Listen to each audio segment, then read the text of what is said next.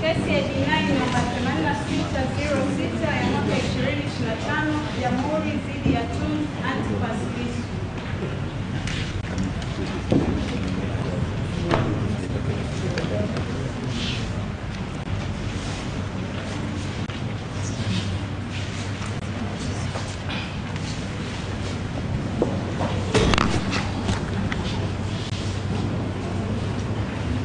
Pendeze mahakama yako tukufu.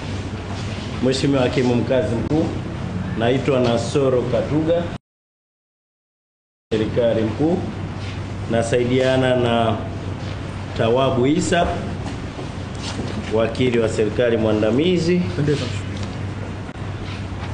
Jobu Mrema, wakili wa serikali mwandamizi, Cuthbert Mbilingi, wakili wa serikali, na Winiwa Kasala, wakili wa serikali. Mheshimiwa, jopo hili la mawakili watano tunaiwakilisha jamhuri katika shauri hili.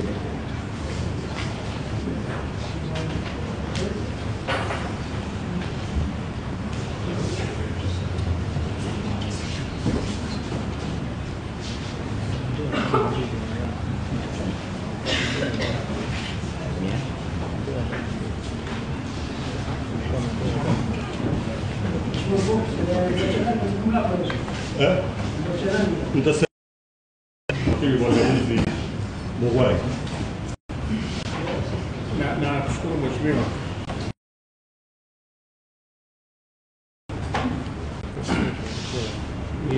Nimsaidia wakili Mpoku pale Mpoku, Mheshimiwa wakili mwandamizi, na wakili Dr. Chala, kutengeneza Chala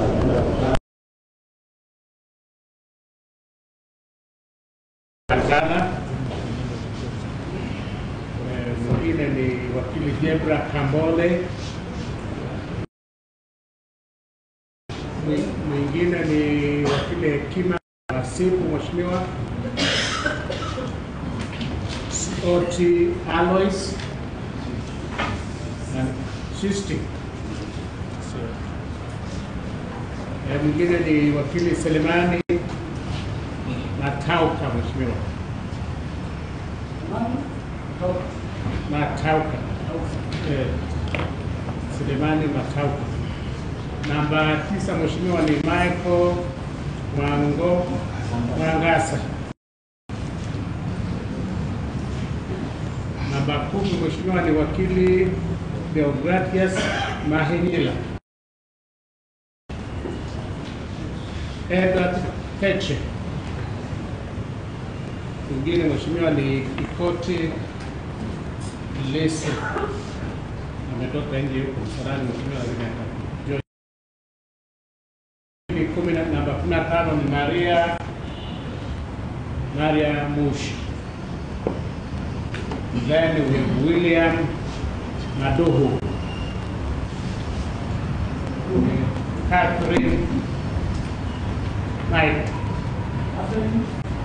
Catherine Michael, Mheshimiwa. Namba 18 ni Doris Katuku. Kafuku, Mheshimiwa, amenisaisha Mheshimiwa.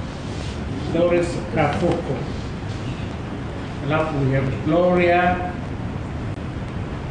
Ulomi. Ndio Mheshimiwa. Namba 20 ni Frederick Msaki. Dixon Matata. Wakili namba 22 Mheshimiwa ni Gaston Garubendi. Mwingine Mheshimiwa ni wakili Jacob Magendi. Mogendi, Mheshimiwa, wananisaisha. Mogendi. Wakili mwingine ni Edson Kilatu.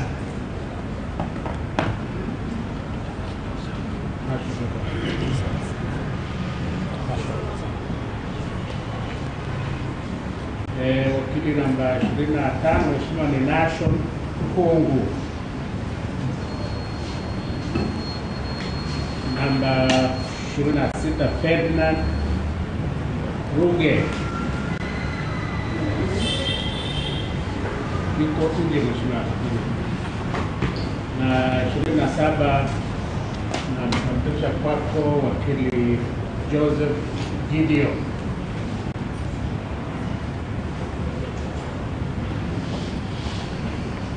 Na mshtakiwa yuko mbele yako.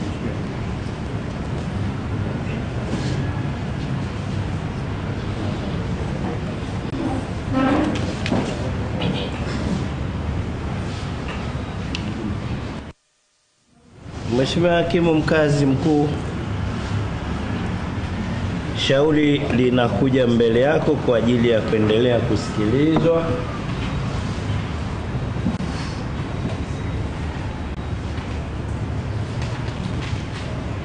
Kutokana na amri ya mahakama ya tarehe iliyopita. Hata hivyo, Mheshimiwa, wenzetu upande wa utetezi, yani upande wa mshtakiwa, wamepeleka maombi Mahakama Kuu ambayo ni maombi namba 14496/2025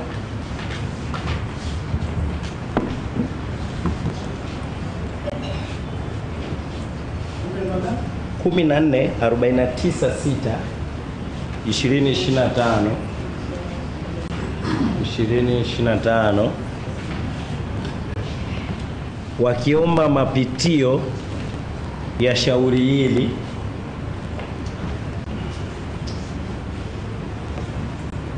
kwa maana ya revision, hasa kwenye maamuzi ya mahakama hii tukufu kuahirisha airisho iliyolifanya tarehe 2 mwezi wa 6 2025, 2 mwezi wa 6 mwaka 2025, wakiomba mahakama ile iweze kuexamine maamuzi hayo na kuyafuta.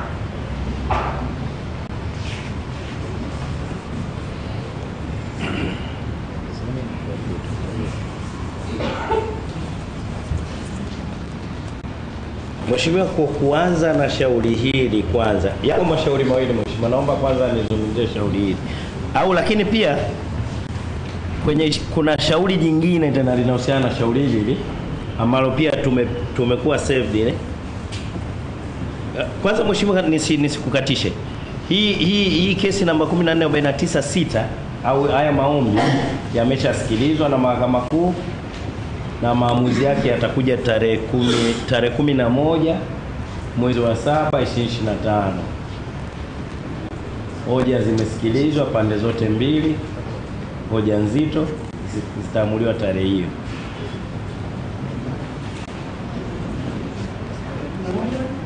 Mwezi wa 7 2025 Mheshimiwa. Lakini pia kuna maombi mengine wenzetu waliyapeleka tarehe 26 mwezi wa 6 2025 ambayo yakasajiliwa kwa namba 15635 ya mwaka 2025.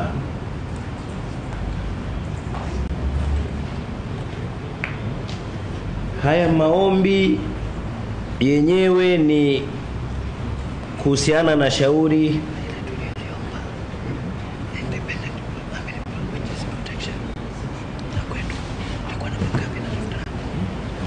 namba ile la kwetu ambao linapingwa na hili. Maombi haya ni dhidi ni against maombi namba 13298 ya mwaka 2025. 13298 ambayo haya maombi bado hayajasikilizwa Mahakama Kuu. Mheshimiwa, nikianza na maombi ya kwanza, naomba niambie mahakama yako tukufu kwamba Maombi ya kwanza kama ambavyo wenzetu wameomba, tunaisubiri mahakama iamue, ni ya kuhusiana na ahirisho la tarehe 2 mwezi wa 6 2025. Maombi haya kama yakikubaliwa yataathiri mwenendo wa tarehe 2 mwezi wa 6 2025. Athari ambayo haitaacha proceedings za mahakama yako, mwenendo wa mahakama yako ukining'inia. That means utakuwa maamuzi ya kuanzia tarehe hiyo kwenda mpaka tulipo sasa. Kwa sababu kama haya tunaomba ahirisho lifutwe, maamuzi yatakuwaje? Kwa hiyo mheshimiwa, tunaona si busara bado kuendelea na kusikilizwa kabla maamuzi ya maombi yao hajaamuliwa.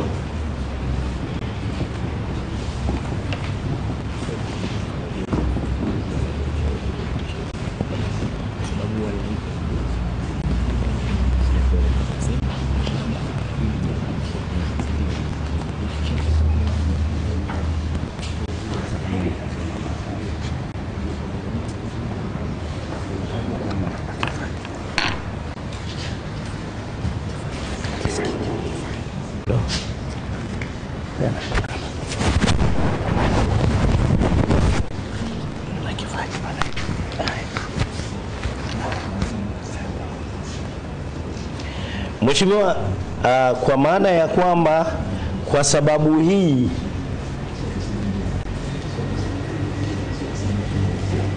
na kwa kuhofia kuto kuendelea na makosa kama yalikuwepo au yapo, basi ni vyema mahakama yako tukufu ikaona tusubiri mpaka maamuzi katika shauri hili la wenzetu waliolipeleka mahakama kuu.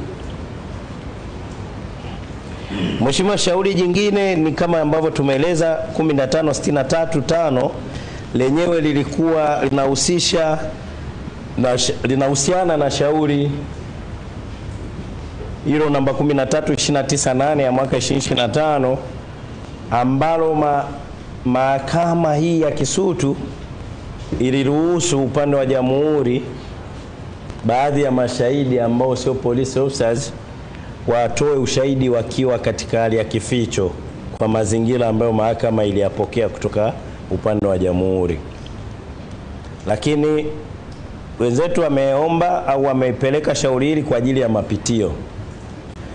Bado shauri hili athari yake ni kuhusu mwenendo mzima wa shauri hili.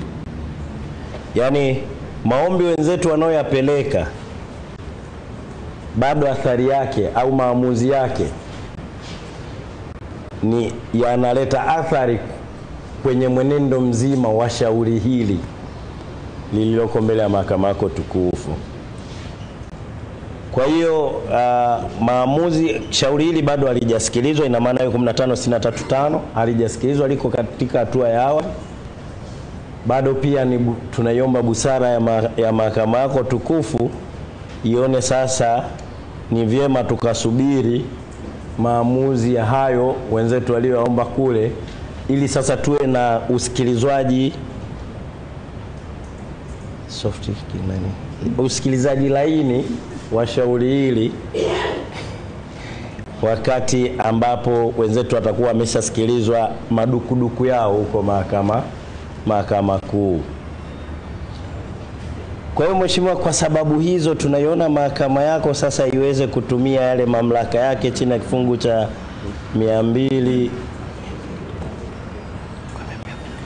242 kifungu kidogo cha kwanza, ambacho mheshimiwa awali kilikuwa ni 225 kwenye zile sheria za zamani, ambapo sasa hivi tuna hii revised edition ya 2023 iliyoanza kutumika leo. Omba mheshimiwa ukitumia hicho kifungu cha 242 kifungu kidogo cha kwanza kuona hizi sababu tulizozitoa ni sababu ambazo ni za msingi, kuona kwamba si busara kuendelea na usikilizwaji wa shauri ambapo kuna mashauri mengine mahakama kuu yanayohusiana na mwenendo wa shauri hili. Mheshimiwa, ni hayo kwa upande.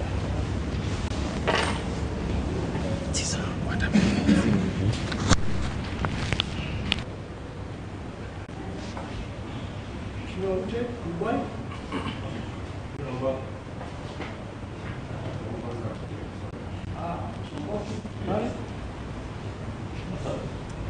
Naomba niweke kumbukumbu sawa sawa.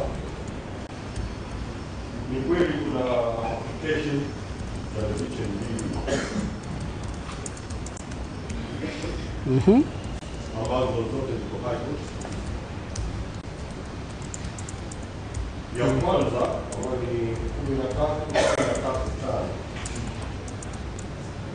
application number 13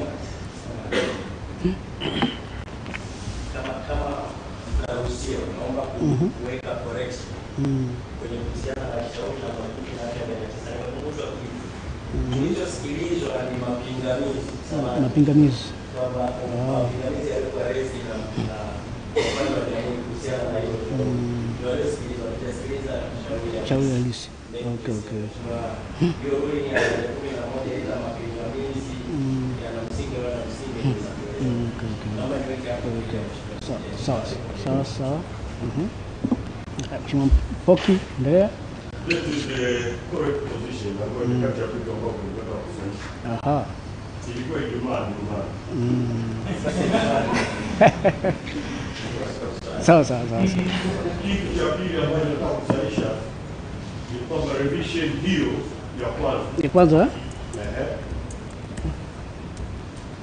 tunachoomba mahakama kuu ipitie ni uhalali wa mahakama hii kutotolea uamuzi swala la kikatiba lilokuwa mbele yake.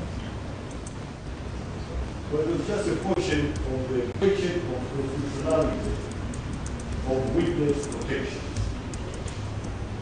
Kwamba inadai rights za witness.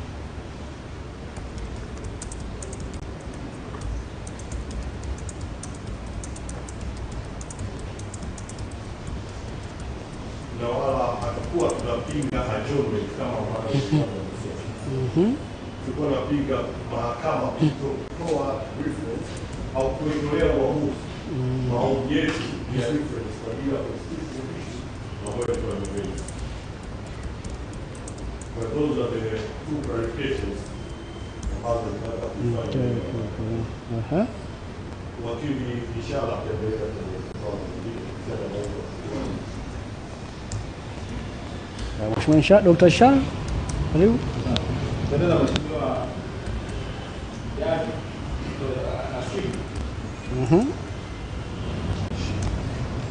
sisi niongee kwamba kesi takiwa iweze kuendelea leo, kwa sababu kile ambacho tumepelekwa mahakama kuu akigusi kwa namna moja au nyingine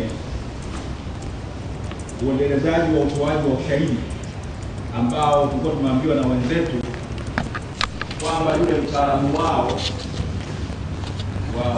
atakiwa aje ajenge msingi ile kielelezo muhimu ambacho atakiwa wao watoe ile flash disk sijui na nini ili iweze kujengewa msingi. Sasa kilichopelekwa mahakama kuu katika kesi ya mapitio ya kwanza kinataka kwamba mahakama iangalie kwa nini kulikuwa makosa ambayo yalijitokeza kwa mahakama kutupeleka faili mahakama kuu mara baada ya hoja kwamba kuna swala la ukatiba kuhusiana na kifungu cha namba 188 cha sheria mwenendo wa makosa ya jinai ambacho kwa mujibu wa kifungu cha 9 kifungu kidogo cha kwanza cha sheria ya haki na wajibu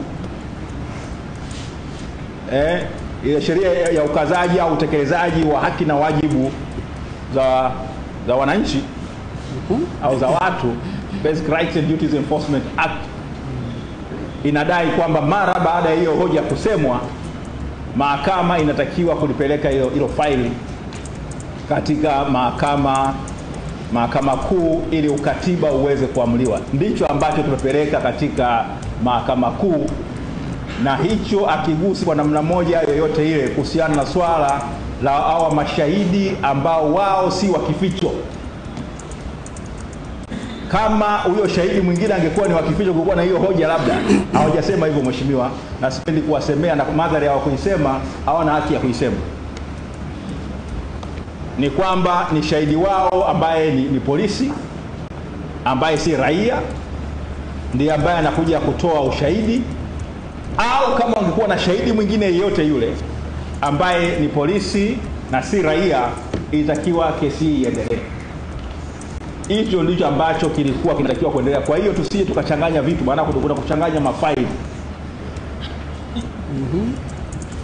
Faili letu linasema ni kwamba hawa ni mashahidi maaskari ambao hawatatoa ushahidi kwa kificho, na kwao wanatakiwa waje watoe ushahidi mahakamani. Sisi hatujapinga kwa namna moja au nyingine mashahidi wa namna hiyo kutoa ushahidi wao. Tunawapenda sana, waje tuhangaike nao. Sasa hicho ndio ambacho tunasema. Kwa hiyo kuomba kuahirisha si kuitendea haki mahakama, na tunasema kwamba kuendelea kusikiliza au kupokea ushahidi huo akuathiri kwa namna moja au nyingine, utengamavu au ile kusema integrity of the court proceedings ambazo zinakuwa ziko sawa, kwa sababu hawa mashahidi wa namna hii hawapingwi kwa namna moja au nyingine. Kwa moja mheshimiwa, nasema mashahidi ambao ni maaskari, ambao sio wale ambao amri yako ya kusema watoe ushahidi kwa kificho, hao hawaguswi na malalamiko yetu ambayo yamepelekwa mahakama kuu. Hakuna maombi ambayo yanapinga hao mashahidi kutoa ushahidi wao hapa mbele ya mahakama yako, na kwa ni rai yetu kwamba mwenendo wa kesi usisimame kutokana na kisingizio kwamba kuna maombi mahakama kuu kuhusiana na swala la nini la mashahidi hao. Ambacho kimepelekwa mahakama kuu mheshimiwa ni swala la ukatiba. Hiyo ni yani huwa ni kama huwa ni swali, huwa unachukua tu kwamba mahakama ikajibu swali, je, hicho kifungu hii sahihi kinaendana na katiba? Basi akizungumzia kuhusiana na manini na makosa yale ya jinai ambayo mtu ameshtakiwa nayo, na kwa maana hiyo wale mashahidi ambao wanatoa ushahidi wao au mashahidi ambao wanatoa ushahidi au hawaguswi na hii. Hakuna swala la katiba. Wao wanapokuja hapa atuangalie nao kuswala masuala ya katiba, na hatuna hoja ya katiba, labda ijitokeze huko mbele. Sasa ile swala la pili, nimemsikia wakili Katuga anasema na lenyewe linagusa kweli kweli. Ile kesi ya pili ya revision yenyewe inahusikana na ile miscellaneous criminal application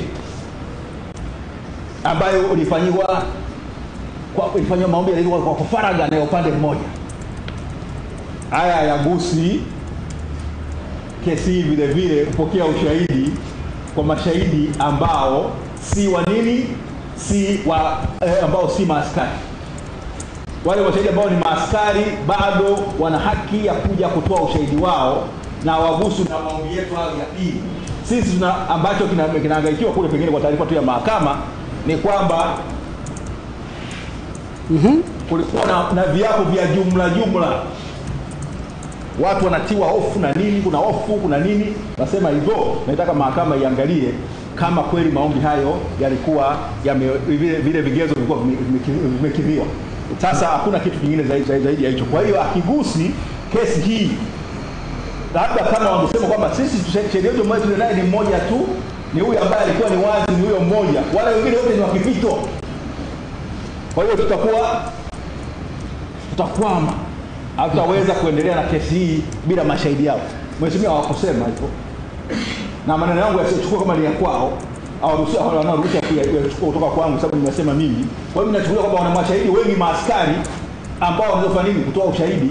Hao wachache walionao ambao ni wakificho, hao watakuja baadaye. Kwa hiyo hoja yetu ni kwamba mheshimiwa, airisho likataliwe, tuendelee na kesi ili siku hii muhimu ambayo imetoka haitarudi, itumike vizuri. Tuitumie vizuri. Watu wametoka huko sehemu mbalimbali kuja hapa kusikiza kesi, tuendelee na hiyo kesi, tujue mwisho wa siku tusaidie kesi hii iweze kuisha haraka. So mwenzetu alikuwa anazungumzia ni maslahi ya umma. Mimi nasema ni maslahi ya umma, nataka kuzungumza. Ni maslahi ya umma kesi sikilizwe haraka. Kutaka kusema kwamba huko juu kuna kitu kingine kunazuia maslahi. Ni hoja hapa na unaweza una haki ya kuijibia tu. Ni maslahi ya umma kwamba kesi hii isikilizwe kwa haraka ili tuweze kujua hatima yake, watu wajue haki zao zikoje, kuliko kuiahirisha na kusema tufanye nini ili tuipangilie huko. Licha ya ukweli mheshimiwa kwamba kwa mujibu wa kesi hii kisheria, kwa mujibu wa sheria kwa kesi hii mshtakiwa ana dhamana, lakini kutokana na mazingira ya kesi hii inaendana na ratiba ya ile kesi ya nini ya jinai ile ya uhaini. Kwa hiyo tungependa mwisho wa siku kesi hii ifanye nini, isikilizwe kwa haraka tuweze kuamuliwa, tujue hatima yake, hatima yetu. Na baada ya kwa hiyo wenzetu wasijifiche katika kivuli kwamba kuna mashauri kule Mahakama Kuu ikawa ndicho kigezo cha wao kutaka kufanya nini, kuomba ahirisho. Kama walikuwa na nia kutokuwa na ahirisho, walikuwa na nia kuwa na ahirisho, basi wangetupatia tipo, jamani kesho msihangaike, sisi hatuna shahidi, si ndio? Sisi hatuna shahidi. Hawajisema hivyo, na mimi sipendi kuwasemea, na madhari nimesema hauzuki kuyanakili maneno yangu, watakuwa wameiba, si ndio? Kwa hiyo mheshimiwa, ni rai yetu kwamba ahirisho likataliwe. Huyo shahidi mtaalamu wa forensic sijua nini wa mitambo aliyekagua ile diski akaribishwa tu hapa kizimbani, tuangaike naye. Wakili Kibatano anachoongezea kidogo. Kibatano nataka kuongezea kidogo. Asante. Kidogo nafikiri sio hoja ambayo inaweza kutuchukulia sana muda. Sawa. Nafikiri tu kidogo tu. Mtu mmoja anaweza katosha kuchangia hapo. Karibu Mheshimiwa Kibatano. Mheshimiwa kidogo tu. Mheshimiwa, kuna rafiki yangu Katuga ni mshabiki wa mpira na mfahamu mchezaji anaitwa Eric Cantona. Ana msemo wake mmoja aliusema, if seagulls follow a trawler it is because they think sardines will be thrown in the sea. Kama ndege walewa majini wanaufukuzia mtumbwi ni kwa sababu wanajua dagaa watatupwa waweze kula.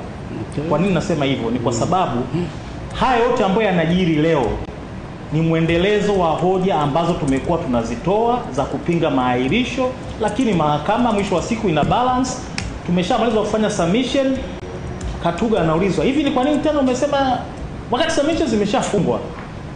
Yaani kama anafunguliwa mlango wa mahali pa kutokea hivi, sorry to say, ndio matokeo yake haya mheshimiwa hakimu. Tulipinga ahirisho mara ya mwisho. Kesi hii imesikizwa mara mwisho tarehe 16. Tukapinga vikali sana ahirisho lililoomba kwa kisingizio kwa sababu ambazo tulitoa. Sasa this is a direct consequence. Oda ya mwisho, sio kama mahakama itaikumbuka, oda ya mwisho ni kwamba ushahidi wa PW1 umekuwa deferred pending ushahidi wa kuletwa specific witness. Wewe una control proceedings. Huyo shahidi subject to order deferment umeshaonyeshwa. Naona kama unataka sasa mwenyewe kwanza ni challenge oda yangu niliyotoa. Hamna na challenge oda yako mheshimiwa. Wewe nafikiri jielekeze basi vizuri. Hakuna na challenge oda yako, tunakukumbusha tu kwamba jielekeze vizuri basi. Tusirudi nyuma kule. Jielekeze vizuri kwenye. Maana yangu ni kwamba let us all calm down mheshimiwa, with all due respect. Maana yangu ni kwamba tulitegemea leo cha kwanza ambacho kingetangulia upewe taarifa za whereabouts ya shahidi ambaye ni subject ya substituting orders. Hizo orders hazijakuwa departed. Sasa hata whereabouts za huyo shahidi huyo ambaye alitolewa specific order ya deferment na akatajwa kimahususi kabisa haujaambiwa. Badala yake watu wanaruka stage, wanataka sasa kuzungumzia mambo yaliyoko high court.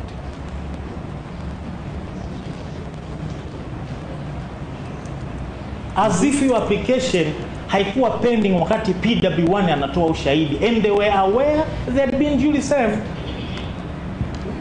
Kesi imeitwa mbele mheshimiwa jaji mkuu, hiyo application ya revision against number 14 14496 of 2025 imeitwa for the first time tarehe 17 June. Tarehe 16 June shahidi PWN ametoa. Mbona hoja hiyo haikuibuliwa that day? Huo res sub judice kwa nini haukuwa that day? Kwa nini unakuja kuibuka leo very conveniently in light ya order ya deferment ya shahidi? Kwa hiyo mheshimiwa, hoja yetu ni kwamba kama mahakama inataka kuahirisha fair, lakini hakuna reasons zozote zilizokuwa set forth, na wenzetu tungeona wangekuwa waungwana, wangesema tu leo hawana shahidi, tu discuss kutokuwepo kwa shahidi.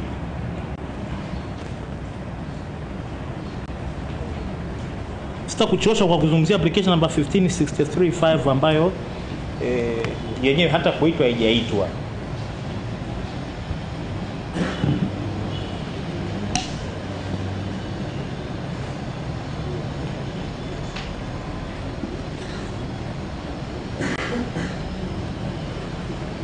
Kwa tunasisitiza kwamba mheshimiwa, hakuna sababu zozote zile legally or factually ya kuahirisha shauri hili,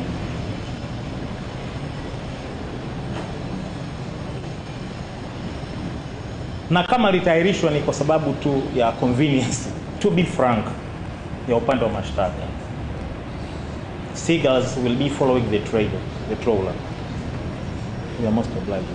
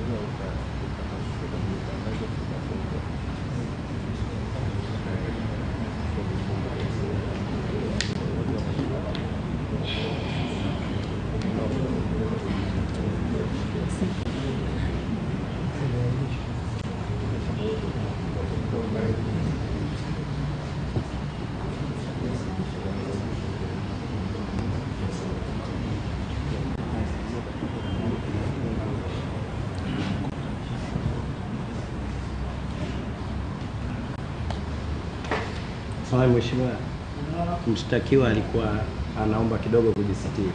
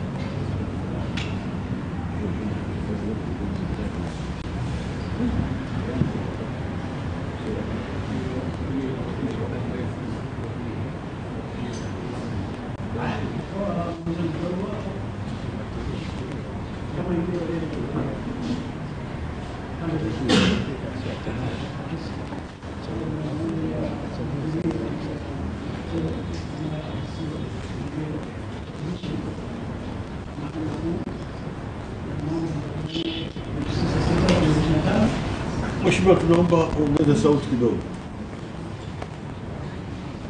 Imesemekana kuhusiana kutoka kwenye hoja za mawakili wa pande zote mbili kwamba kuna maombi yamefunguliwa Mahakama Kuu, maombi namba 14/49/2025 pamoja na maombi namba 15/63/5 mwaka 2025, maombi ambayo kadri mlivyoeleza nyinyi wenyewe hajatolewa maamuzi mpaka sasa hivi. Sasa kwa sababu kwenye usikilizaji wa maombi kumbukumbu za mahakama hizi zinahusika, kwenye usikilizaji maombi ya mahakama hiyo ya juu kumbukumbu za mahakama hizi zinahusika, kwa vyovyote vile rekodi za mahakama kwenye mwenendo huu, hasa kwenye mwenendo huu kuhusiana na maombi yale ya mwanzo zitaathirika na maamuzi ya Mahakama Kuu yatakayotolewa kwenye maombi hayo. Na jalada hilo kimsingi nalo pia limeshaitishwa, halipo hapa. Kwa hiyo hata hapa mimi mwenyewe sina access ya hilo jalada la kesi. Kwa sababu sina access ya jalada la kesi na siwezi kuendelea na mwenendo wa shauri kwa misingi hiyo. Kwa hiyo uwepo wa kesi hizo Mahakama Kuu ambazo zinahusiana na amri za mahakama hii kwenye kesi hii vinanifanya ni kubaliana na maombi ya kuahirisha shauri mpaka hapo Mahakama Kuu itakapotoa maamuzi yake, mpaka hapo Mahakama Kuu itakapotoa maamuzi kwenye hayo mashauri hayo mawili, kwenye mashauri hayo mawili. Kwa hiyo nitaahirisha shauri kwa muda ambao usiojulikana mpaka tutakapopata maamuzi hayo ya mahakama, mpaka tutakapopata maamuzi hayo ya mahakama, na tarehe ya kusikilizwa shauri mtapewa summons. Tarehe kusikiliza shauri mtapewa summons. Macho gani? Kuna yale tena.